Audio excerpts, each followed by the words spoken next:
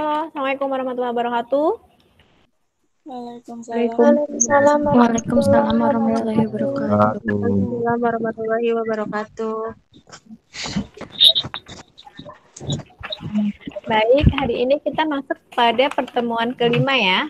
Untuk topiknya kita hari ini akan membahas tentang konvergensi akuntansi. Hari ini siapa yang bertugas? Kelompok berapa? Kelompok 6. Kelompok 6. Dari siapa aja anggotanya? Muhammad Farhan Fauzi, Ya. Gulo, Alga, Ya. sama Ricky Martin, Bu. Ya, oke. Sudah ready semua, penyaji? Kalau sudah ready bisa langsung dimulai. Seperti biasa ya, buka salam, kemudian berdoa dulu, kemudian pemaparan presentasi, kemudian tanya jawab, penutup. Ya. Ya, Bu.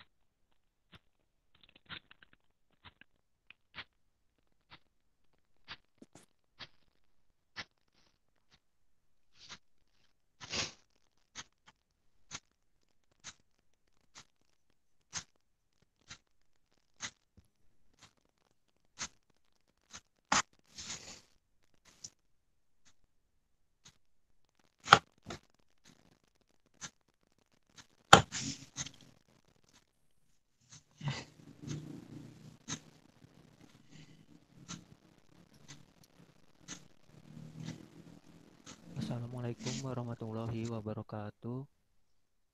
Waalaikumsalam warahmatullahi wabarakatuh. Sebelum memulai presentasinya, alangkah baiknya kita berdoa menurut agama dan kepercayaan masing-masing. Berdoa dimulai. Selesai.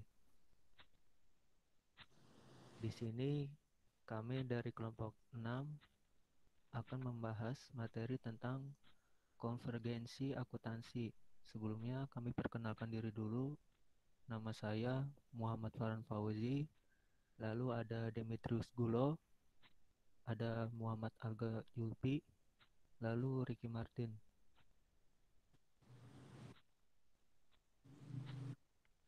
Konvergensi akuntansi. Konvergensi merupakan penggabungan dua hal atau lebih untuk bertemu dan bersatu dalam satu titik.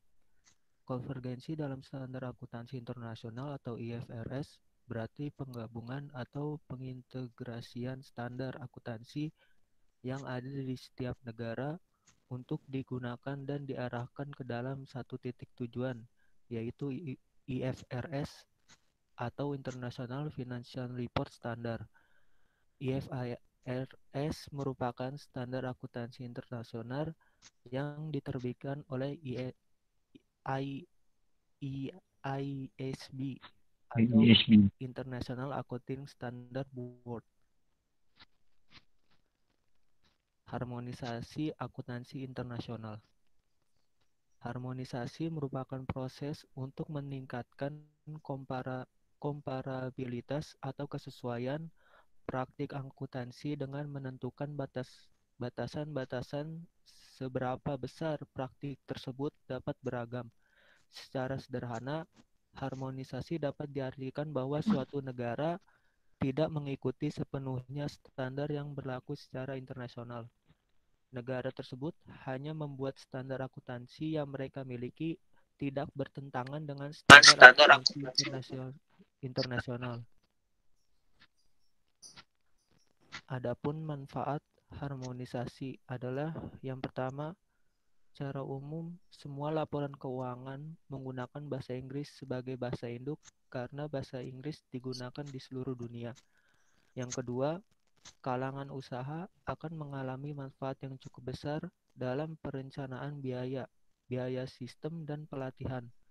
Kerugian yang diperoleh dengan adanya harmonisasi adalah perpajakan dan jaminan sosial berpengaruh terhadap efisiensi nasional.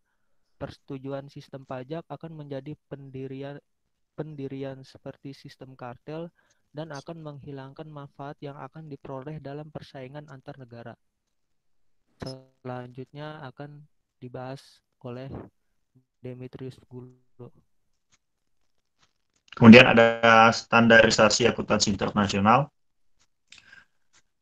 Kita ketahui dulu standarisasi adalah penetapan aturan yang kaku, sempit, dan bahkan mungkin penerapan satu standar atau aturan tunggal dalam segala situasi. Standarisasi tidak mengakomodasi perbedaan-perbedaan antar negara, oleh karena itu diimplementasikan secara internasional. Ada 3 penerapan standar internasional yang digunakan sebagai hasil, antara lain yaitu pertama, perjanjian internasional atau politis, kedua, kepatuhan secara sukarela atau yang didorong secara profesional, dan yang ketiga, keputusan oleh Badan Pembuat Standar Akuntansi Internasional. Kemudian, konvergensi akuntansi internasional. Alasan utama dalam dorongan konvergensi akuntansi, semakin mengglobalnya bisnis dan investasi, semakin besar tuntutan untuk menghilangkan atau setidaknya memperkecil rintangan tersebut. Dan untuk itulah konvergensi akuntansi dilaksanakan. Dorongan konvergensi berasal dari penyusunan dan kelompok-kelompok pengguna laporan keuangan.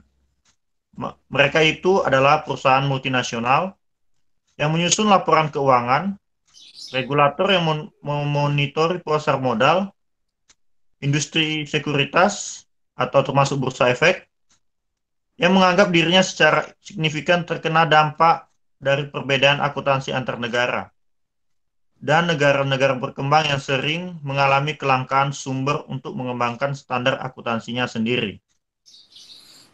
Kemudian, organisasi internasional pendorong konvergensi akuntansi, yang pertama yaitu Commission of the Europa Union yang disebut Europa Commission atau EC. Kemudian ada International Organization of Securities Commission atau IOSCO.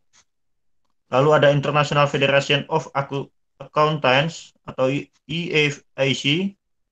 Kemudian ada United Nations Intergovernmental Working Group of Experts of International Standard of Accounting and Reporting atau IESR. Kemudian ada bagian dari United Nations Convergence of Trade and Development atau UNCTAD. Lalu ada Organization for Economic Cooperation and Development Working Group on Accounting Standard atau OECD Working Group. Kemudian slide berikutnya akan dibacakan oleh Alga. Pengakuan dan dukungan terhadap IASB. IFRS sekarang ini diterima secara luas oleh negara-negara di dunia. Adapun bentuk-bentuk pengakuan dan dukungan tersebut adalah sebagai berikut. 1.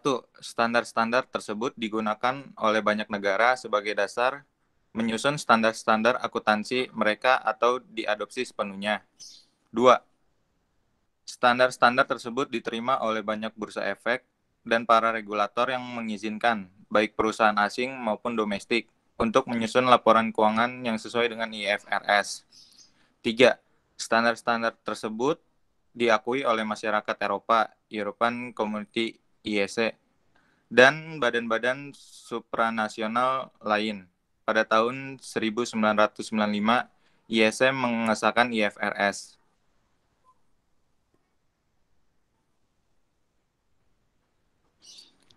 Masalah UMKM.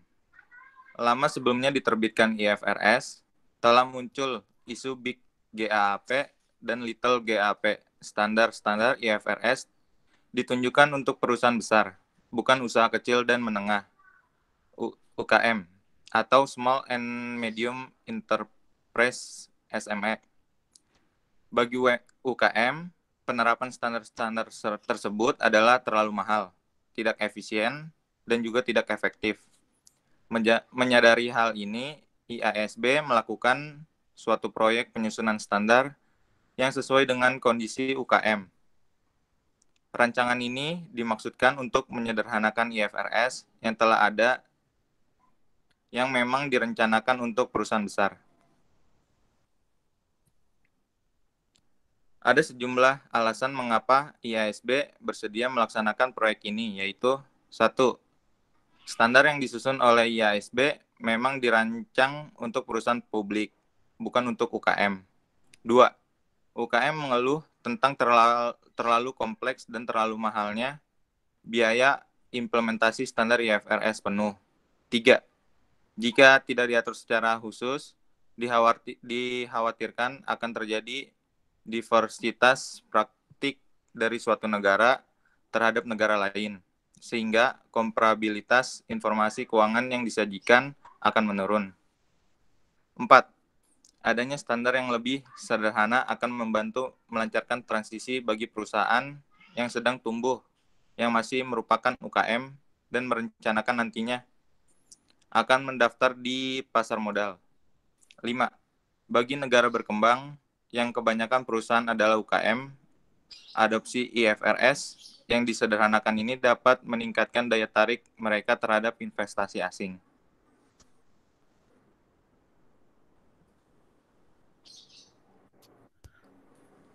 Dibuka sesi tanya jawabnya. Yang bertanya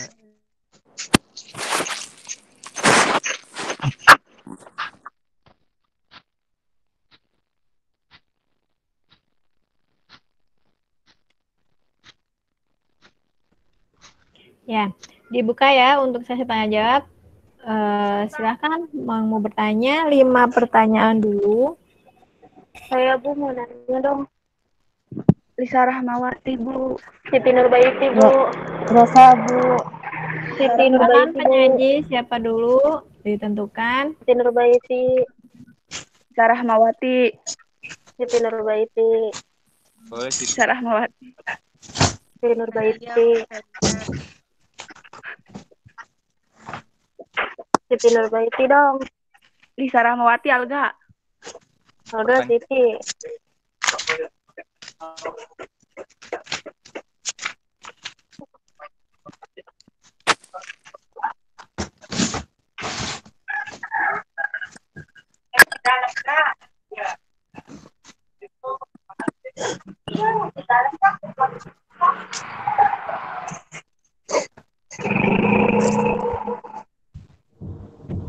Ya, Siti ya. Apa? Ya. Sebutkan dan jelaskan alasan kenapa Indonesia melakukan konvergensi ke IFRS. Tolong ulangi dong. Sebutkan dan jelaskan alasan kenapa Indonesia melakukan konvergensi ke IFRS. Ulangin.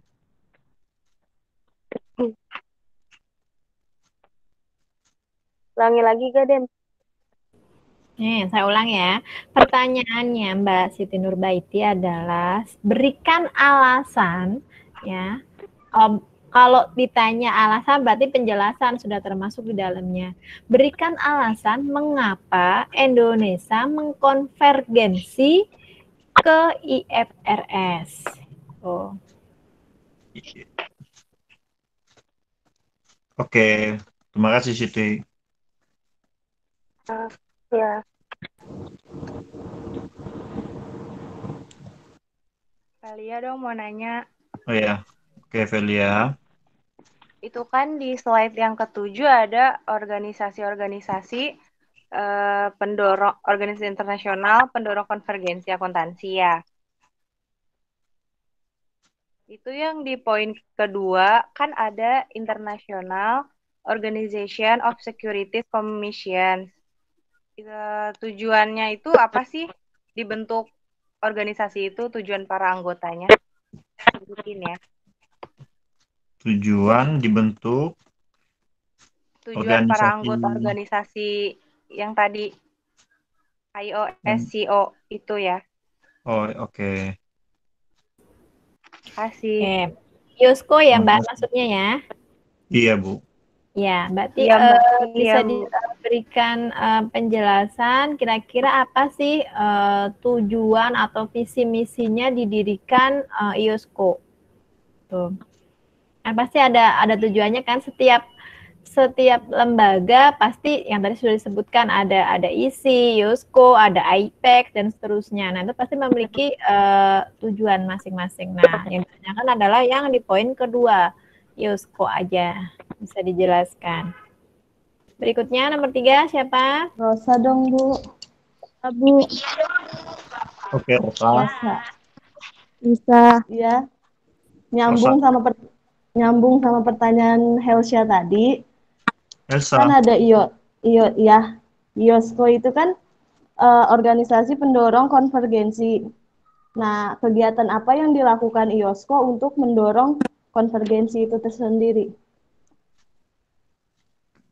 Dan apa Yang dilakukan IOSCO untuk mendorong konvergensi itu sendiri. Ya, kalau Mbak Rosa kalau tadi Mbak Velia kan menanyakan tujuan didirikannya IOSCO secara umum. Nah, kalau Mbak kalau Mbak Rosa nanyainnya adalah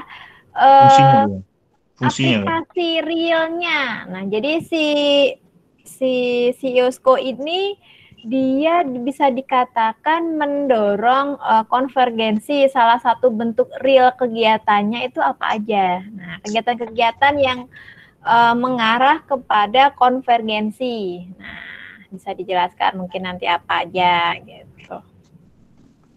Berikutnya, dua lagi. Dia ya. Masih nyambung pertanyaannya sama punya Siti Nurbaiti. Siti kan tahu alasan kenapa Indonesia konvergensi. Suaranya agak kecil, bisa digedein. Tolong dong suaranya dibesarin. Oh iya, masih sama pertanyaannya sama Siti Nurbaiti. Siti kan jelaskan alasan Indonesia melakukan konvergensi ke IFRS. Kalau aku apa sih manfaatnya Indonesia konvergensi ke IFRS?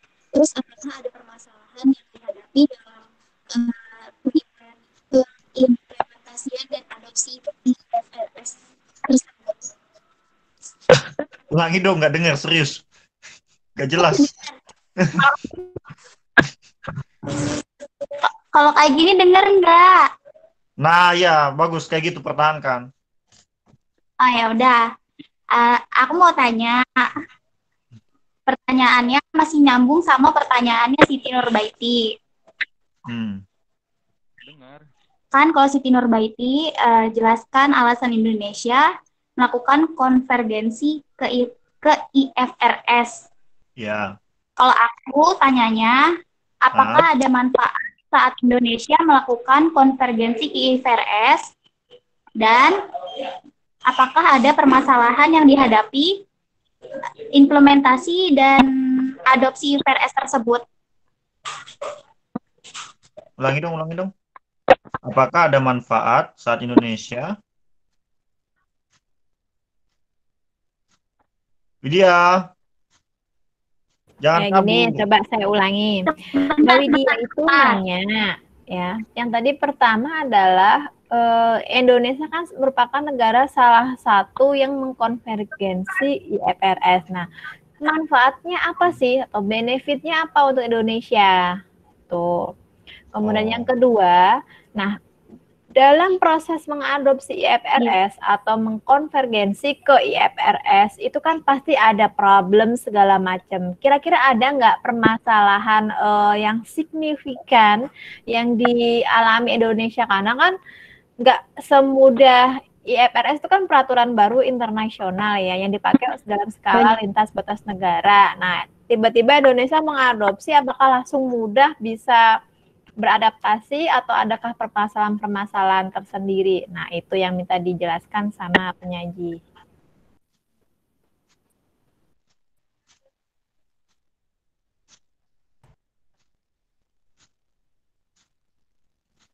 Oke. Kemudian satu lagi, siapa yang mau bertanya? Apakah masih ada yang mau bertanya? Lisa Soliati. Ya. Apa saja perbedaan harmonisasi standar akuntansi internasional sama standarisasi akuntansi internasional? Tolong lagi dong. Apa saja perbedaan harmonisasi akuntansi internasional Ya. dan standarisasi akuntansi internasional? Oke. Ya, Makasih. Mbak Lisa Solihati minta dijelaskan apa sih perbedaan dari pada harmonisasi akuntansi internasional dengan standarisasi akuntansi internasional. Ini dari definisi ya berarti ya.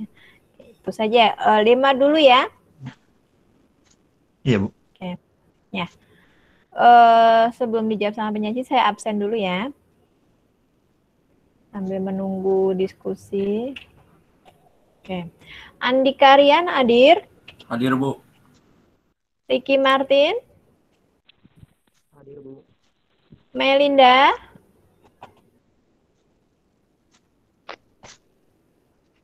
Belum ada ya. Lisa Rahma. Hadir, Bu. Irma Fadila.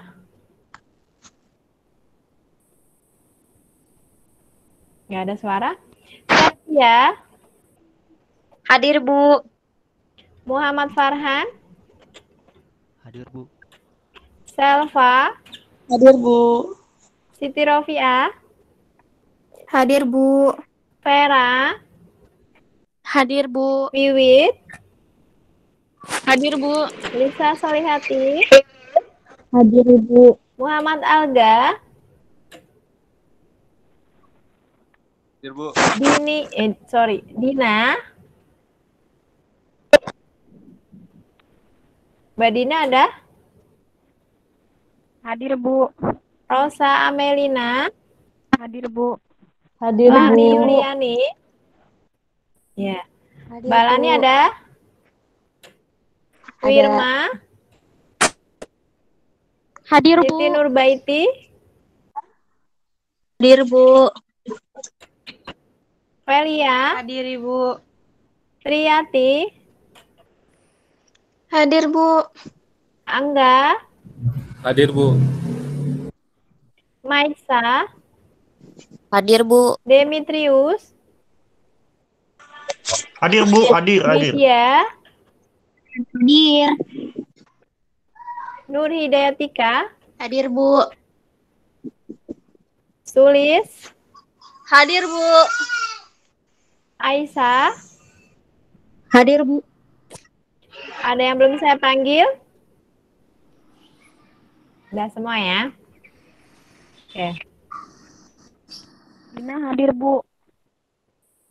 Mbak Dina ya sudah.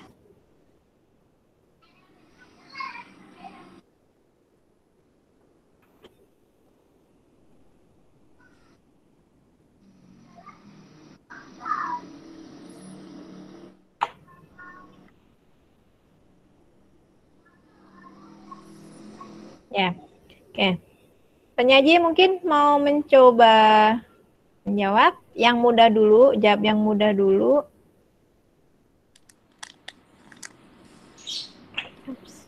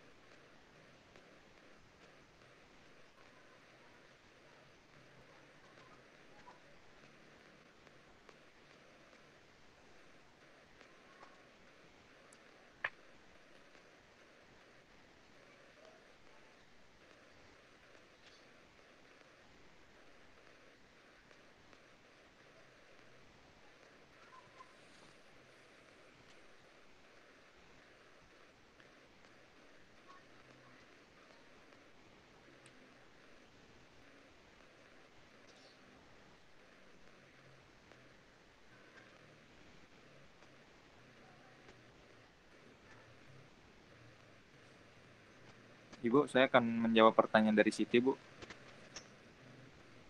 Bentar. Sebutkan dan jelaskan alasan kenapa Indonesia melakukan konvergensi ke IFRS. 1. Mengurangi peran dari badan otoritas dan paduan terbatas pada industri-industri spesifik. 2. Pendekatan terbesar pada substansi atas transaksi dan evaluasi di mana merefleksikan realitas ekonomi yang ada. 3. Peningkatan daya banding laporan keuangan dan memberikan informasi yang berkualitas di pasar modal internasional. 4. Menghilangkan hambatan arus modal internasional dengan mengurangi perbedaan dalam ketentuan pelaporan keuangan. 5. Mengurangi biaya pelaporan keuangan bagi perusahaan multinasional dan biaya untuk analisis keuangan bagi para analisis. 6. Meningkatkan kualitas pelaporan keuangan menuju best practice.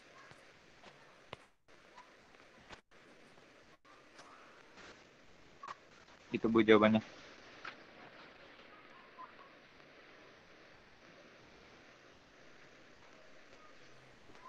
Mbak Siti, gimana dengan jawabannya Mas Alga?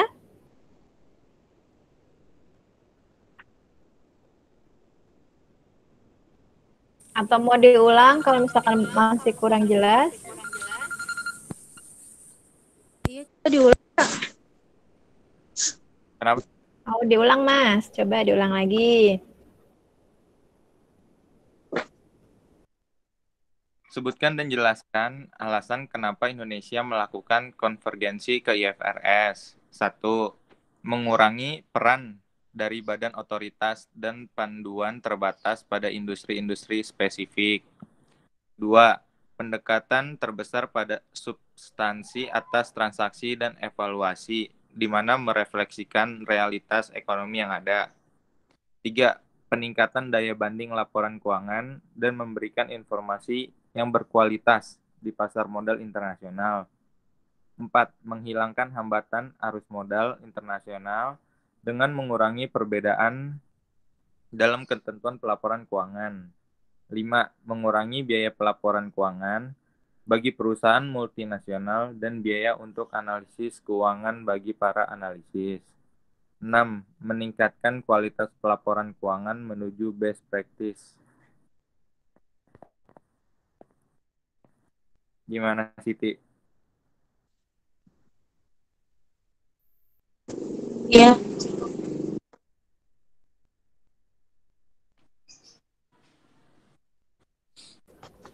Gimana Mbak Siti? Sudah jelas atau masih ada yang belum paham? Bisa ditanyakan kembali. Sudah, Bu. Sudah ya? Baik, kalau teman-teman searching di Google itu kan jawabannya banyak dan bermacam-macam, tapi itu semuanya benar ya. Tadi Mas Alga menyebutkan kurang lebih tadi ada 6. Yang pertama, apa tadi yang saya tangkap, peran ya, peran antar pengelola atau pengaturnya. Itu juga sedikit berkurang ya. Jadi yang tadinya ada pengelola ya, ada IASB, ada negara-negara pendukung seperti IPEC, ada EC, kemudian yang lain-lainnya yang tadinya kan pada saat melakukan proses pengadopsian itu membutuhkan tangan mereka, membutuhkan kontribusi lebih dekat, datang segala macam itu kan harus seperti itu ya. Tetapi kalau sudah dilakukan, sudah berjalan konvergensinya, otomatis peran mereka sedikit agak berkurang begitu. Yang tadinya mereka mungkin berkunjung untuk melakukan kegiatan konvergensi ini misalkan 10 kali dalam 1 bulan. Nah, karena sudah berjalan, sudah baik konvergensinya di beberapa negara ya, akhirnya berkurang jadi cuma 5 kali. Jadi otomatis perannya menjadi sedikit berkurang. Kemudian menggambarkan realita yang ada. Nah, betul bahwa dengan IFRS, karena IFRS ya dibuat menyesuaikan dengan budaya ya, budaya-budaya yang secara umum bisa dipakai oleh banyak negara. Nah, mereka juga membuat itu juga melihat kondisi antar atau kondisi atau budaya di beberapa negara tersebut. Nah, Kalau dengan IFRS itu justru malah bisa membuat atau cenderung bisa mengungkapkan realitas yang lebih baik, mendekati realitas yang ada di lapangan gitu kan, angka-angkanya itu lebih bagus. Tapi IFRS memang menjawab itu ya, makanya dibilang dia menggambarkan realitas yang ada. Kemudian daya banding, betul, dengan menggunakan IFRS otomatis komparabilitas antar negaranya lebih naik ya, lebih tinggi komparabilitas itu daya bandingnya lebih bagus ya. Kemudian hambatan arus modal menjadi lebih kecil, betul, karena kalau semua negara mengadopsi ini otomatis kan tentang perdagangan, arus modal yang tadinya negaranya tadi kesusahan modal ya, karena sudah memakai ini otomatis terbukalah pintu modal di negara lain yang tadinya negara-negara tertentu nggak mau ke negara ini misalkan, nggak mau wah karena negara tersebut belum mengadopsi IFRS, susah nanti segala macamnya, mikirnya kan itu. Nah, tapi kalau sudah mengadopsi seperti IFRS, otomatis akan terbuka negara-negara lain mau masuk investnya. Nah, kemudian tadi mengurangi biaya, baik dari sisi biaya pelaporan atau laporan keuangan maupun dari biaya analis, itu betul. Jadi kalau tadinya di awal memang kalau kita mengadopsi di IFRS itu ya di tahun pertama, tahun kedua mungkin masih membutuhkan mengeluarkan banyak biaya. Tapi untuk jangka panjang kan sudah berkurang, nggak harus mengeluarkan lagi. Nah, itu lebih efisien justru kalau menggunakan IFRS. Terus meningkatkan laporan keuangan menuju best practice. Nah, ini betul. Yang tadinya menggunakan disclosure yang kurang transparan, kurang handal mungkin, atau kurang akuntabel. Nah, sekarang dengan menggunakan IFRS otomatis bisa diterima oleh negara luar, ya kan? Kemudian arus modal masuk ke Indonesia, ya kan? Kemudian banyak investor-investor lain mau masuk ke Indonesia. Auditor internasional pun akan lebih mudah ya dalam mengaudit. Itu lebih enak, jadi makanya dia lebih ke arah menuju ke best praktek yang lebih baik gitu. Itu dari tambahan dari saya ya. Saya coba hanya menjelaskan saja. Tapi memang sesungguhnya kalau kita menggunakan IFRS teman-teman itu harusnya dia lebih efisien ya, lebih efisien, mengurangi biaya modal ya, meningkatkan kualitasnya juga. Kualitas dari mana? Kualitas dari standar akuntansi keuangan juga ya. Jadi manfaatnya bagus sekali ya, meningkatkan kredibilitas dan kegunaan laporan keuangan juga lebih ekstensif. Nah, ini yang menjadi manfaat utama ya. Tapi yang tadi yang dijawab sama Mas Aga itu juga sudah betul semua ya. Tuh, makanya kenapa Indonesia juga ikutan mengadopsi ini supaya bisa diterima oleh negara luar. Ya, supaya lebih berkualitas laporan keuangannya, supaya lebih efisien. Banyak investasi masuk ke negara dalam gitu kan, ke negara kita. Nah, itu salah satunya adalah dengan menggunakan IFRS. Oke, silakan lanjut. Saya akan menjawab pertanyaan dari Elsa, Bu.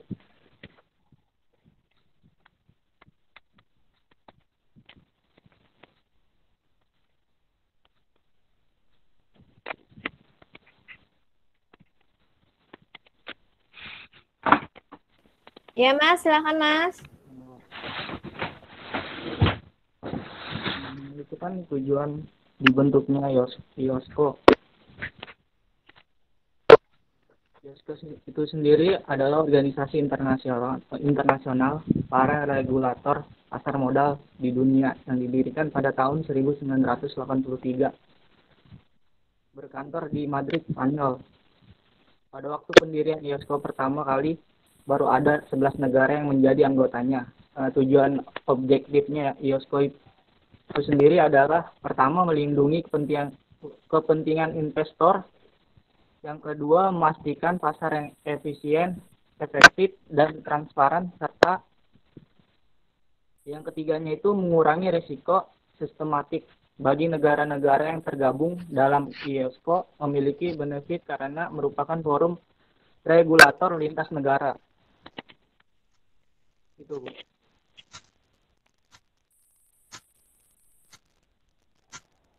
Ada 3 ya? Iya, ada 3. Mungkin ada mau Iya. ditambah Mbak Helsa, jikalau ada. Paham. Ya, tujuannya ada 3. Ya. Makasih Riki. Iya.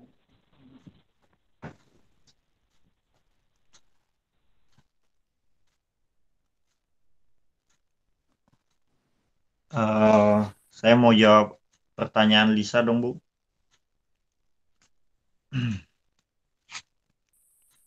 Pertanyaannya kan, apa saja perbedaan harmonisasi akuntansi internasional dan standarisasi akuntansi internasional? Yang saya temukan yaitu ada 4 perbedaan dari antara harmonisasi dan standarisasi yang berlaku di standar akuntansi internasional. Yang pertama itu, kalau yang dari harmonisasi, proses untuk meningkatkan kompabilitas atau kesesuaian praktik akuntansi dengan menentukan batasan-batasan seberapa besar praktik-praktik tersebut dapat beragam. Kalau yang distandarisasi yaitu penetapan sekelompok aturannya yang kaku dan sempit. Lalu kedua, yang harmonisasi tidak menggunakan pendekatan satu ukuran untuk semua. Sedangkan standarisasi penerapan satu standar atau aturan tunggal dalam segala situasi. Kemudian yang ketiga, mengakomodasi beberapa perjanjian dan telah mengalami kemajuan yang besar secara internasional dalam tahun-tahun terakhir. Sedangkan yang standarisasi tidak mengakomodasi perbedaan-perbedaan antar negara. Kemudian yang keempat perbedaannya yaitu harmonisasi jauh lebih fleksibel dan terbuka, sedangkan standarisasi lebih sukar untuk diimplementasikan secara internasional. Sekian, terima kasih. Apa Saudari Lisa paham dengan penjelasan saya? Paham, Demi. Terima kasih, Demi. Iya, terima kasih kembali.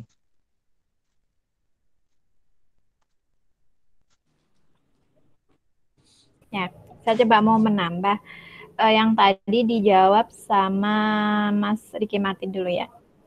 Tadi pertanyaannya menjawab tentang apa tadi ya?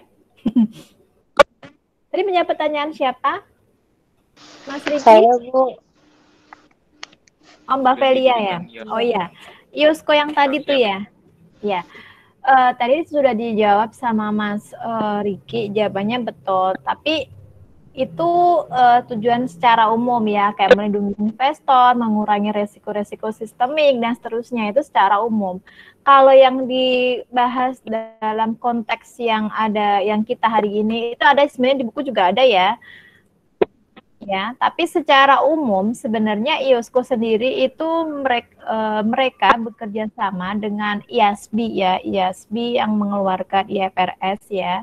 Tujuannya apa? Tujuannya untuk memastikan ya, apakah standar yang sudah berjalan dalam hal ini adalah sebenarnya ada 2 standar ya, ada PABU-nya Amerika Serikat sama IFRS. Nah, karena IASB produknya adalah IFRS, otomatis itu dulu yang digarap. Nah, mereka bekerjasama untuk memastikan apakah IFRS ini ya relevan untuk semua, bisa dipakai di banyak negara. Kemudian memastikan apakah sudah efisien ya. Kemudian memajukan peraturan-peraturan kaitannya dengan pasar modal itu juga masuk dalam IOSCO ya. Kemudian menyatukan usaha setiap negara untuk membuat standar nanti jika ada standar baru ya, selain PABU-nya Amerika Serikat sama IFRS.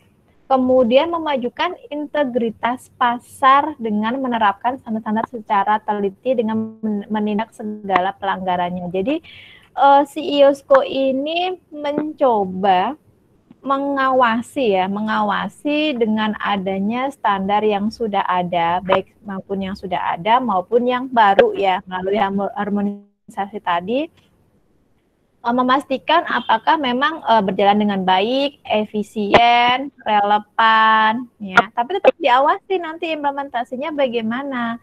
Nah, itu IOSCO, itu secara konteks yang di hari ini.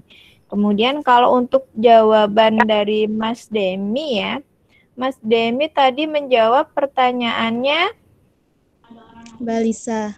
Mbak Lisa. Oh ya, apa sih perbedaan dari harmonisasi dan standarisasi ya dalam akuntansi internasional? Tadi penjawabannya itu detail itu tadi jawabannya. Kalau secara umum, kalau harmonisasi ya, namanya juga mengharmonisasikan, menyesuaikan, meningkatkan komparabilitas ya, kesesuaian praktek akuntansi. Jadi praktek akuntansi sudah ada, mau dipakai yang mana? Oh, mau konvergensi yang IFRS, berarti menyesuaikan atau membuat kesesuaian supaya si IFRS ini bisa dipakai, tetapi ada batasan-batasannya. Nah, itu harmonisasi. Menyesuaikan, harus bisa, maksudnya proses penyesuaian itu harmonisasi. Proses penyesuaian harmonisasi ya teman-teman ya, faktornya banyak. Nah, kalau yang standarisasi akuntansi itu adalah bagian dari harmonisasi sebenarnya. Kalau dari kata standarisasi akuntansi sendiri adalah proses pembuatan standar ya. Proses pembuatan standar yang baru atau standar yang sudah ada, mana yang akan dipakai itu yang akan ditentukan. Standar, misalkan kalau di Indonesia kita mau pakai apa nih, kita coba membuat standar yang sudah ada nih, atau kita membuat standar baru. Standar baru misalkan SAK, Standar Akuntansi Keuangan, versi IAI. Nah, ini sudah kita putuskan, kita resmikan, standarnya sudah ada, sudah digarap, dan dianggap relate dengan kondisi ada di Indonesia, dipakailah, diresmikan, itu namanya menstandarisasi. Ya, tapi standarisasi ini adalah bagian dari harmonisasi. Jadi harmonisasi lebih luas daripada standarisasi. Itu tambahan dari saya. Terus berikutnya, silakan. Terima kasih, Bu.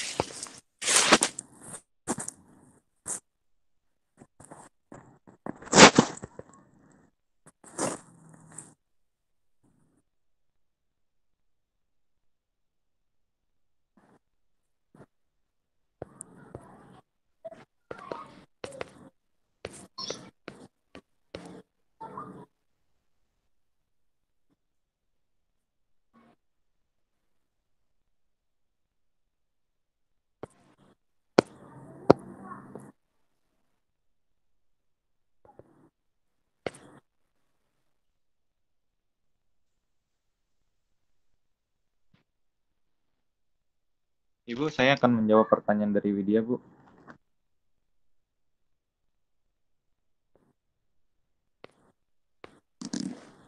Apa manfaat Indonesia melakukan konvergensi IFRS dan permasalahan yang signifikan yang dihadapi dalam implementasi dan adopsi IFRS? Manfaat konferensi IFRS itu memudahkan pemahaman atas laporan keuangan dengan standar akuntansi keuangan yang dikenal secara internasional. 2. Meningkatkan arus investasi global melalui transparansi. 3. Menurunkan biaya modal dengan membuka peluang fundraising melalui pasar modal secara global.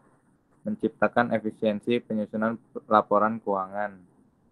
Meningkatkan kualitas laporan keuangan dengan mengurangi kesempatan untuk melakukan earning management. Lalu permasalahan yang dihadapi dalam implementasi dan adopsi IFRS. 1. Translasi standar internasional. 2. Ketidaksesuaian standar internasional dengan hukum nasional. 3. Struktur dan kompleksitas standar internasional. 4. Frekuensi perubahan dan kompleksitas standar internasional seperti contoh IFRS menekankan pada fair value dan meninggalkan historical value. Itu, Bu, jawabannya. Oke. Gimana tadi yang bertanya? Gimana, Mbak Widya? Widya? Sudah Bu, sudah cukup jelas. Makasih ya Olga. Sama-sama. Ya. Sebenarnya kenapa sih alasan Indonesia mengadopsi IFRS atau mengkonvergensi IFRS dengan manfaat dari IFRS sendiri itu kurang lebih sama ya penjelasannya tadi, kayak mengurangi biaya modal, meningkatkan kualitas, ya kan, meningkatkan komparabilitas dan seterusnya. Tadi juga sudah diungkap itu sama ya, kurang lebih sama jawabannya. Nah, kalau ditanya permasalahan apa sih yang dialami Indonesia untuk melakukan konvergensi IFRS ini, tadi sudah disebutkan dan jawabannya juga betul. Kalau melihat di Google juga sebenarnya referensinya banyak sekali, kurang lebih sama ya. Intinya sama. Pertama, adanya translasi standar internasional.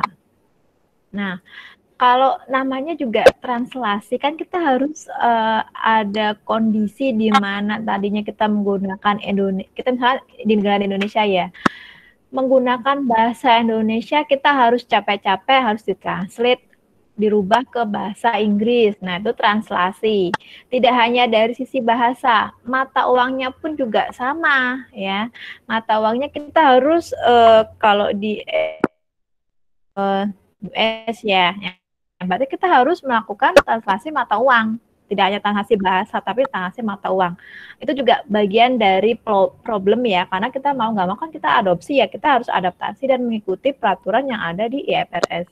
Kemudian yang kedua, ketidaksesuaian internasional dengan hukum nasional. Nah, ini berkaitan dengan hukum ya. Jadi kondisinya, jadi setiap di Indonesia nih misalkan, di Indonesia kan menggunakan ada hukum tersendiri ya, ada peraturannya khusus misalkan untuk akuntansi koperasi, akuntansi CV, akuntansi PT, itu kan beda-beda ya secara aturan hukumnya. Nah, kita juga harus menyesuaikan hukum internasional yang dipakai untuk IFRS. Kita harus merubah, harus bisa melakukan harmonisasi kesesuaian. Nah, itu juga nggak mudah loh ya. Jadi nggak semudah membalik telapak tangan ya, mengadopsi IFRS itu juga lumayan ya, butuh trainer juga, ya kan? Kemudian bahasa hukum juga, bahasanya juga menggunakan bukan bahasa akuntansi, bahasanya mungkin lebih ke bahasa hukum. Nah, IFRS itu ada aturan legalitasnya tinggi sekali. Nah, kita juga harus menyesuaikan itu. Kemudian struktur dan kompleksitas standar internasional. Ini ya kita tahu ya, sudah pernah ditanyakan tempo hari kaitannya dengan rule base sama principle base. Kalau kita mengadopsi IFRS itu berarti tandanya kita lari ke principle base ya, bukan berdasarkan aturan. penerapan standar sebaiknya menggunakan principle based. IFRS itu dia lebih mengatur kepada prinsip ya, prinsip dilihat, kemudian pengakuannya, pengukurannya, pencatatannya itu principle based yang tempo hari ya.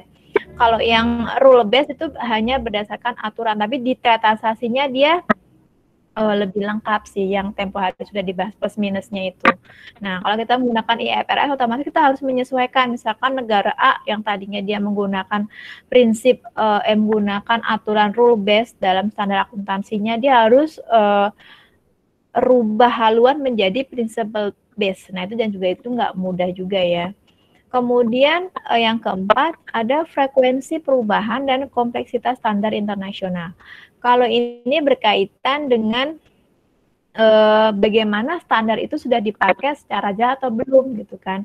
Bagaimana penerapannya, ya kan? Ini kan butuh waktu lama, nggak mudah. Nah, jadi pada saat dia proses sebelum ya, pra-adopsi, pra-konvergensi, kemudian saat konvergensi, bahkan pasca konvergensi, itu dilihat ya, apakah frekuensi perubahannya sangat signifikan atau hanya cuma sedikit ya, karena kan IFRS itu sangat kompleks sekali standarnya. Jadi kita juga harus menyesuaikan ini. Kita untuk adopsi ini juga nggak mudah ya. Kita baru bisa itu kan di tahun 2012.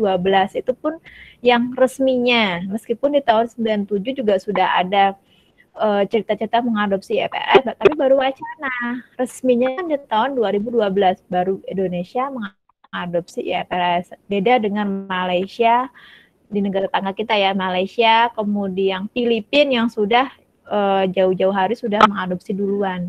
Nah, Indonesia itu baru ada di tahun 2012, itu yang sudah resminya. Gitu. Jadi nggak mudah juga ya, banyak sebenarnya nggak cuma yang tadi Mas Aga atau saya sebutkan, tapi selain itu juga sebenarnya masih banyak sekali. Cuman kita ambil yang poin pentingnya saja secara garis besarnya adalah diantaranya yang tadi sudah dijelaskan. Gitu. Oke, lanjut berikutnya.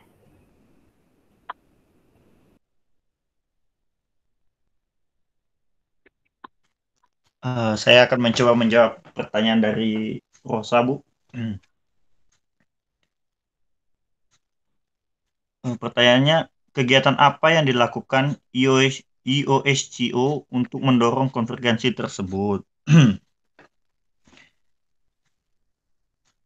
Yang saya dapatkan yaitu kegiatan IOSCO adalah mendorong implementasi standar regulasi yang tinggi yang meliputi konvergensi disclosure dan standar-standar akuntansi untuk perdagangan dan memperoleh modal lintas negara. Apa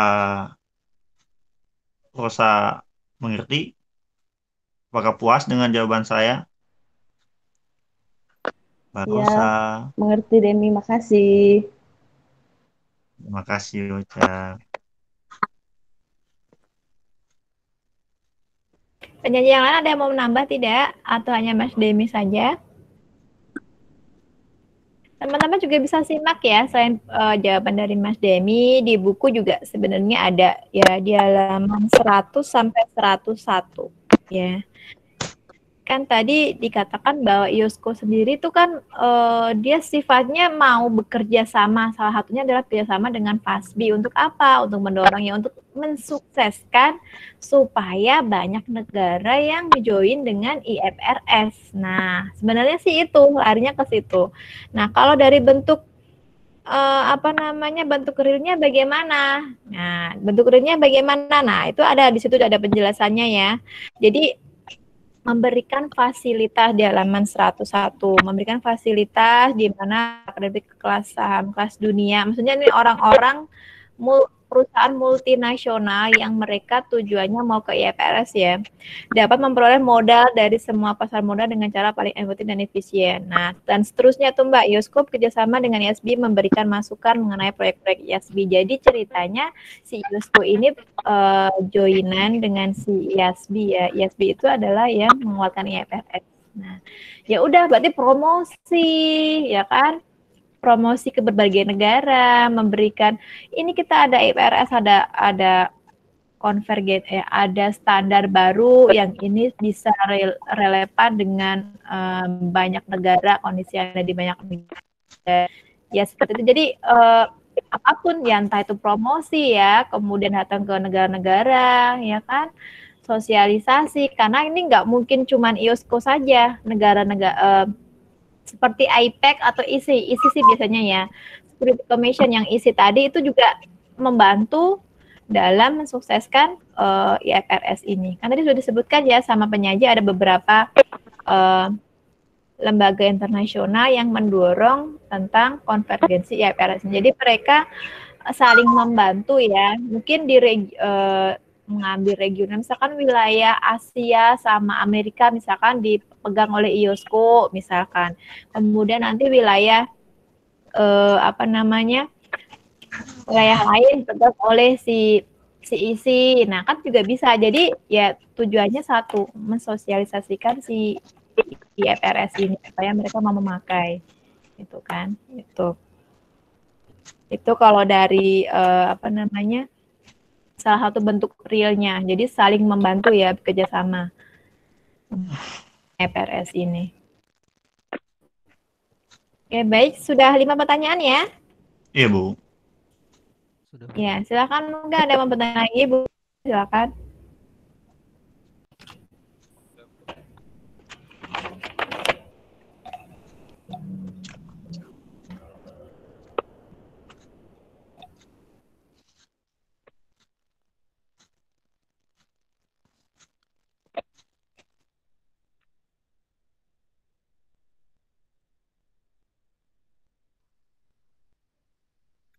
Saya ingin bertanya,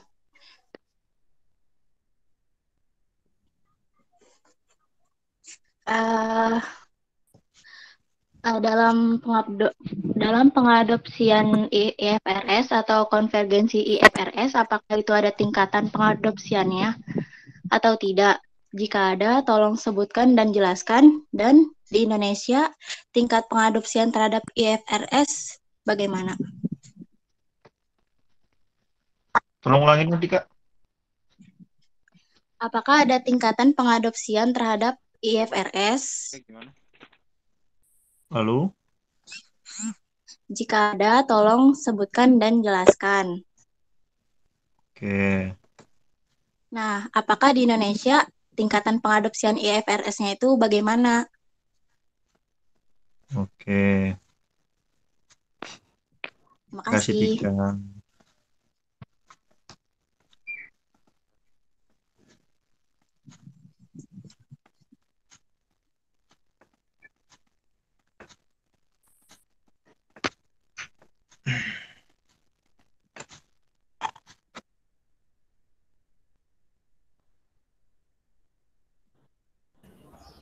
Mbak Nur Hidayatika menanyakan, apakah pada saat melakukan konvergensi IFRS atau adoption IFRS itu ada tahapan-tahapannya, ada tingkatan levelnya? Jika ada, bisa dijelaskan. Nah, untuk di Indonesia sendiri, apakah mengikuti tahapan tersebut ya? Apakah hanya di Indonesia saja atau mungkin berlaku untuk skala internasional? Itu. Iya, Bu. Ya. Yang lain mungkin? Boleh? 2 lagi mungkin, 2 atau 3 lagi.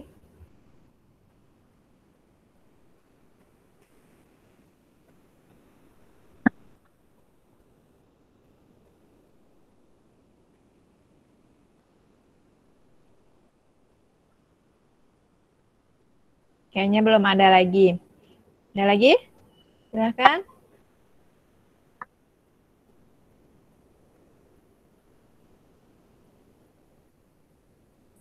Mbak Melinda mau nanya?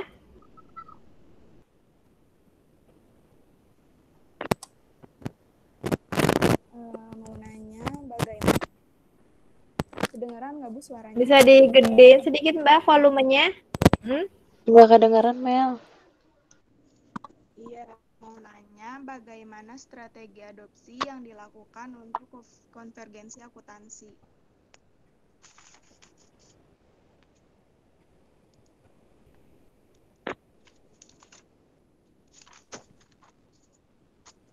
Oke, Mbak Melinda menanyakan bagaimana strategi yang digunakan untuk mengadopsi IFRS ya atau konvergensi akuntan. Kan pasti ada strateginya kan, nggak langsung kita mengikuti alurnya si IASB kan, pasti kita ada trik gimana supaya mengadopsi IFRS ini nggak menghabiskan banyak biaya, itu pasti ada triknya ya, ada planningnya. Nah, yang ditanyakan Mbak Melinda adalah yang ini. Oke.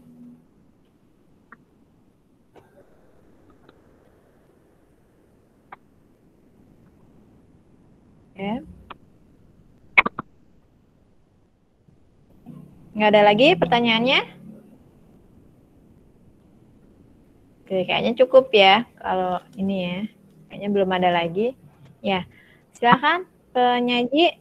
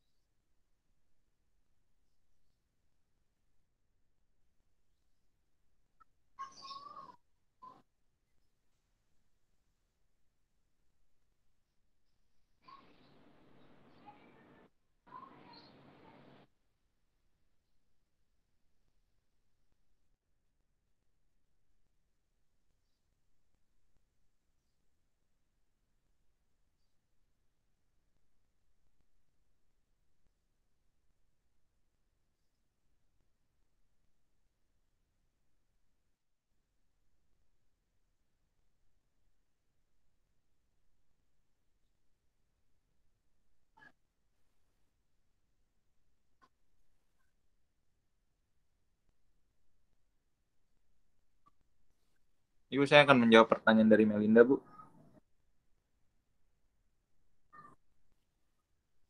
Bagaimana strategi yang digunakan untuk mengadopsi IFRS?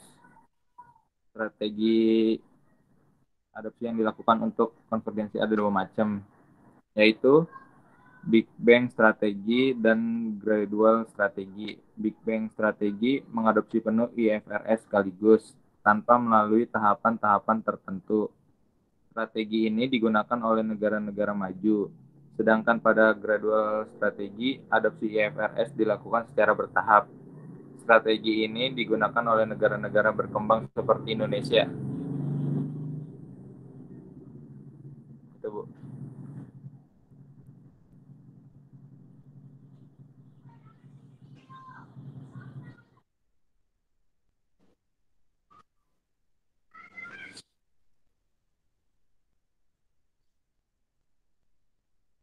Sorry. Masalahnya bisa diulang, Mas?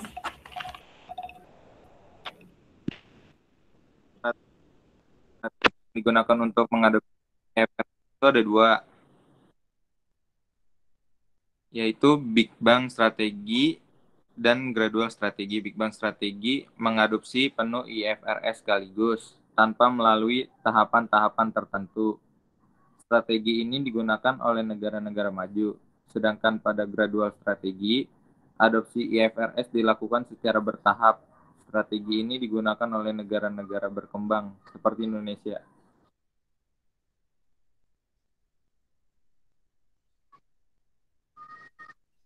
Oke. Penjelasan Mas Alga ada dua ya, ada dua model ya yang dipakai. Kalau dari bahasanya atau istilahnya dia menggunakan Big Bang, big nama juga big ya, big itu besar. Jadi strategi besar-besaran gitu kan, Big Bang strategi. Diadopsinya secara penuh ya. Biasanya ini untuk negara-negara yang dikatakan bukan negara besar juga sih ya, tergantung negaranya juga, tergantung dari hukum dan negaranya juga.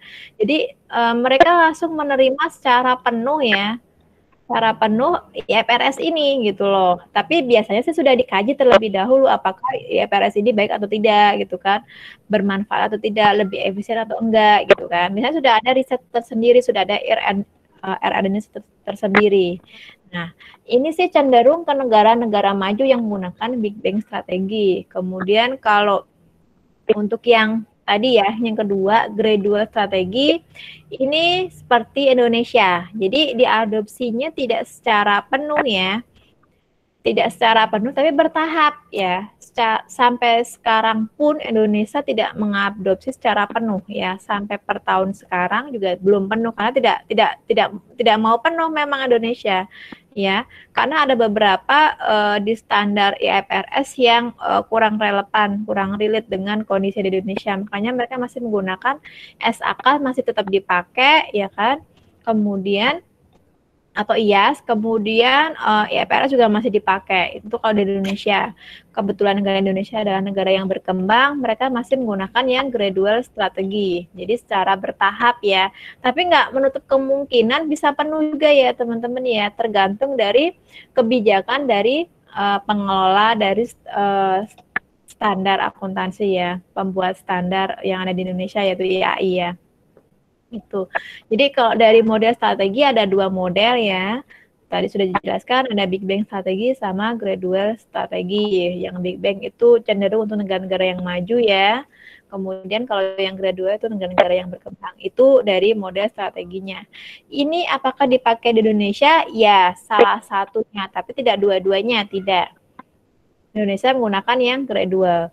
Kalau di negara lain bisa menggunakan Big Bang ya, yang penuh tadi, itu juga bisa. Tergantung dari kondisi yang ada di negara-negara masing-masing. Apakah mereka dia menerima penuh atau tidak. Oke.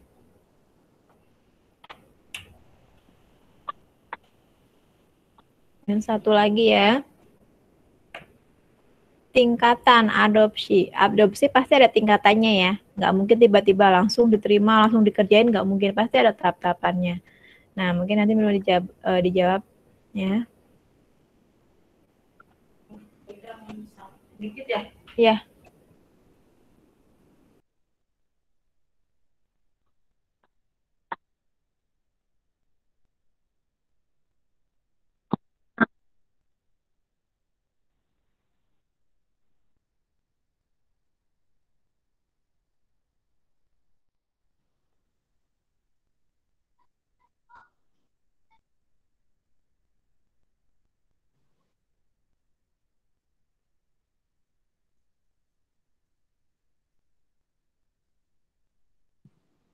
Ibu, saya mau menjawab pertanyaan dari Nuridaya Tika. Tingkatan silakan. pengadopsian IFRS itu Ya, menjadi silakan. 5. Satu, full adoption. Suatu negara mengadopsi seluruh produk IFRS dan menerjemahkan IFRS Port. Dua,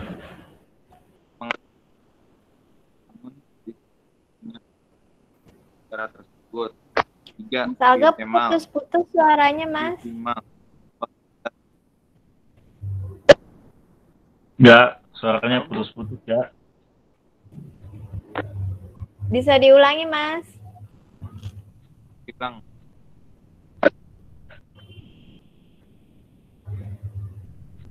Kedengeran, Bu? Iya, kedengeran.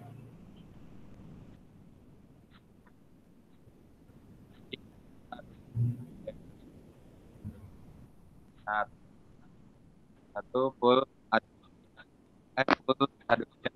Suatu negara mengadopsi produk IFRS dan IFRS word by word ke bahasa yang negara tersebut gunakan. Mengadopsi dengan kondisi di negara tersebut. Maksimal suatu negara hanya besar nomor IFRS, yaitu nomor standar tertentu dan memilih paragraf tertentu ya. 4. Referensi dari hanya mengacu pada IFRS itu dengan bahasa dan paragraf yang disusun sendiri oleh badan pembuat standar. 5. Not adopt all. Suatu negara sekali tidak IFRS.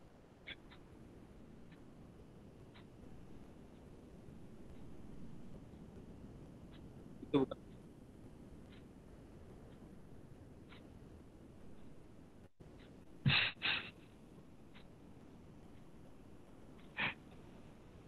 Yang lainnya dengar nggak teman-teman? Putus-putus, Bu. Putus-putus. Ya udah, Bu. Coba saya jawab, Bu ya.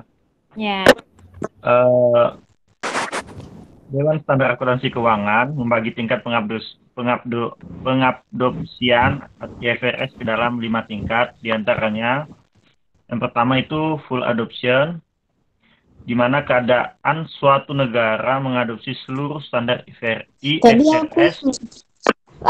Mie-nya mana? Dia bilang suruh beli mie. Halo Lisa, bisa di-mute nggak? Oh iya. Saya ulangi, yang pertama ada full adoption, yaitu keadaan di mana suatu negara mengadopsi seluruh standar IFRS dan menerjemahkan seluruh IFRS secara sama persis dalam bahasa Inggris tersebut. Dan yang kedua, adopted, di mana IFRS di suatu negara telah diadopsi namun menyesuaikan dengan kondisi negara tersebut. Dan yang ketiga ada piecemeal, keadaan di mana suatu negara hanya mengadopsi sebagian besar nomor IFRS, yaitu nomor standar tertentu dan paragraf tertentu saja. Kemudian yang keempat ada referensi atau konvergensi, di mana IFRS digunakan sebagai referensi standar yang ada mengacu pada IFRS tertentu dengan bahasa dan paragraf yang disusun sendiri oleh badan pembuat standar. Dan yang kelima, yang terakhir, yaitu not adopted at all, di mana suatu negara sama sekali tidak mengadopsi IFRS.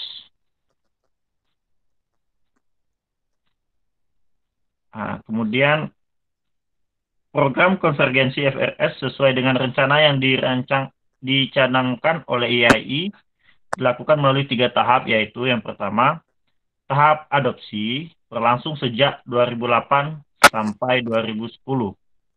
Kemudian yang kedua, tahap persiapan akhir penyelesaian infrastruktur berlangsung pada tahun 2011. Dan yang terakhir yaitu tahap implementasi yang berlangsung pada tahun 2012. Itu jawaban dari kelompok kami. Apa Saudari Tika dapat memahaminya? Sudah, sangat jelas. Makasih Tika. Makasih. Ya, jawabannya betul ya. Ya, jawabannya betul. Kalau yang tadi kayak full adoption, kemudian sebagian adoption ya, kemudian bahasa disusun sendiri, yang tadi ada 5 ya. Ya, ada full adoption, kemudian diadopsi sesuai dengan kondisi negara, kemudian diadopsi sebagian ya. Jadi hanya menggunakan nomor tertentu, paragraf tertentu ya, menggunakan bahasa sendiri atau tidak mengadopsi, itu adalah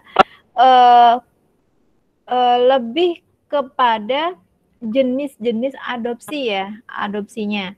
Hampir sama seperti tadi strategi ya. Jadi itu hampir sama. Tapi kalau ditanya tahapan atau roadmap dari adoption sendiri, tadi jawaban yang kedua, yang Mas Demi tadi tuh yang dijawab. Benar, ada 3 ya. Jadi pertama adalah tahapan, ada 3 tahapan atau 3 roadmap ya. Pertama adalah tahapan adoption. Tadi ini yang kondisinya di Indonesia. Kalau di negara lain pasti beda lagi ya. Tahap adopsi tahap pertama kali, tahap registrasi ya, di tahun 2008 kurang lebih sampai tahun 2010. 2010. Nah, ini meliputi aktivitas di mana seluruh IFRS diadopsi ke PSAK. Ya, persiapan infrastruktur yang diperlukan, kemudian evaluasi PSAK yang berlaku dan seterusnya. Karena ini tidak full ya, tidak full adoption. Kemudian yang kedua tadi adalah tahap persiapan akhir, itu kurang lebih di tahun 2011 ya. Nah, ini adalah tahap penyelesaian terhadap persiapan infrastruktur yang tadi di poin 1 ya. Selanjutnya dilakukan penerapan secara bertahap ke beberapa PSAK berbasis IFRS. Nah, kemudian tahap yang ketiga adalah tahap implementasi yang diresmikan oleh Badan Pembuat Standar ya di tahun 2012 ya, berhubungan dengan aktivitas penerapan PSAK IFRS secara bertahap, kemudian lakukan evaluasi terhadap penerapan PSAK secara komprehensif. Nah, jadi ya memang betul ya, proses itu sudah dari lama, tapi pada saat implementasinya diresmikannya baru ada tahun 2012 yang tadi saya sudah singgung di awal. Jadi ada 3 tahap ya, tahap adopsi atau registrasi, tahap persiapan akhir, sama tahap implementasi. Nah, itu yang ditanyakan tadi sama Mbak Nur Hidayatika.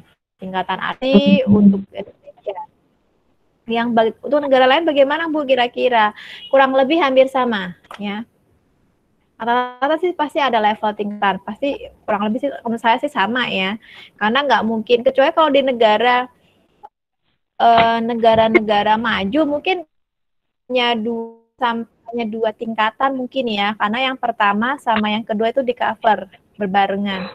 Kalau kita di Indonesia karena kita negara berkembang, pakainya kita 3 tahap ya, roadmap-nya ada 3 tahap untuk adopsi IFRS atau konvergensi IFRS ya.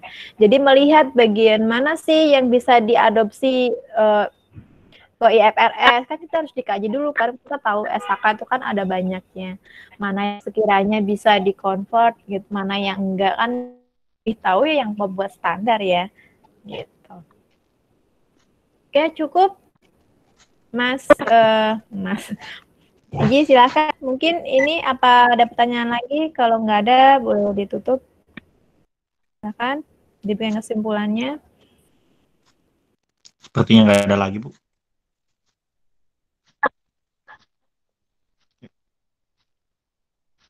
Riki. Ya, langsung aja kesimpulannya, Bu. Kesimpulan dari presentasi hari ini, adanya perbedaan standar akuntansi dapat mengakibatkan daya banding akuntansi menjadi berkurang atau bahkan hilang sama sekali. Suatu laporan keuangan yang merupakan hasil dari proses akuntansi pada suatu perusahaan di suatu negara yang menunjukkan adanya laba atau menggambarkan kinerja yang baik, dapat saja akan menunjukkan perbedaan yang sebaliknya apabila laporan keuangan tersebut dibuat berdasarkan standar akuntansi di negara yang memiliki standar berbeda dengan laporan keuangan tersebut. Untuk mengikis diversitas atau keragaman akuntansi dengan menerbitkan standar-standar akuntansi internasional yang diharapkan idealnya akan diadopsi oleh semua negara di dunia.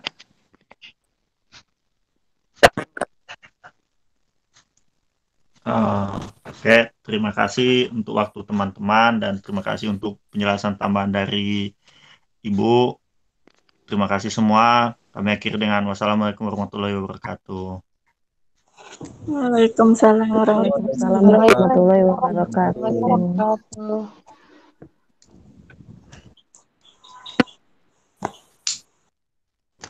Tutup doa dulu, Mas. Doanya belum.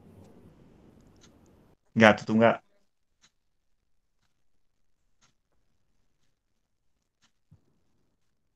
Mari teman-teman, setelah mengakhiri presentasi kali ini, alangkah baiknya kita berdoa terlebih dahulu. Berdoa mulai.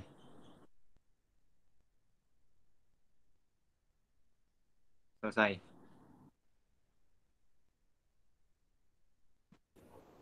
Baik ya teman-teman, alhamdulillah sudah berjalan dengan lancar untuk perkuliahan hari ini. Terima kasih buat penyaji maupun peserta ya, sudah ikut berpartisipasi. Langsung saja saya tutup ya untuk perkuliahan di siang menjelang sore di hari ini gitu ya. Ya. Wabillahi taufiq wal hidayah. Wassalamualaikum warahmatullahi wabarakatuh.